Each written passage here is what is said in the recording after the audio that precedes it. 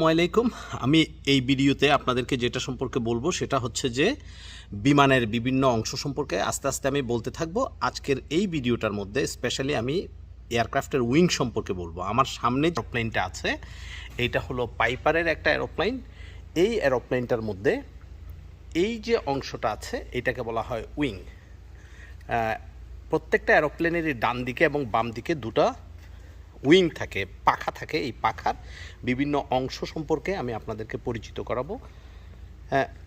একটা অংশ এই উইংয়ের যেই পেছনের দিকটা থাকে, চিকন অংশ যেটা থাকে সেটাকে বলা হয় উইং ট্রেলিং এজ। আর সামনের দিকে যে অংশটা থাকে, সামনের দিকে যে মোটা অংশটা থাকে, মোটা অংশ যেটা থাকে সামনের দিকের অংশটা, এইটাকে বলা হয় লিডিং এজ। আর উইংয়ের যে অংশটা বডির সাথে যে অংশটা লেগে থাকে এটাকে বলা হয় উইং রুট। আর উইংয়ের যে অংশটা বডি থেকে সবচেয়ে দূরে থাকে এবং একদম মাথায় থাকে সেটাকে বলা হয় উইং রুট, উইং টিপ। বডির সাথে যেটা থাকে সেটাকে বলা হয় উইং রুট, আর বডি থেকে সবচেয়ে দূরে যেটা থাকে এটাকে বলা হয় উইং টিপ। আর উইংয়ের যেই পেছনে যে trailing edge, this is called trailing age.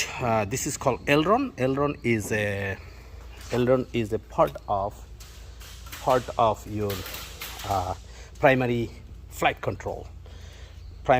control, and this is called flap is your secondary flight control. And wing, every wing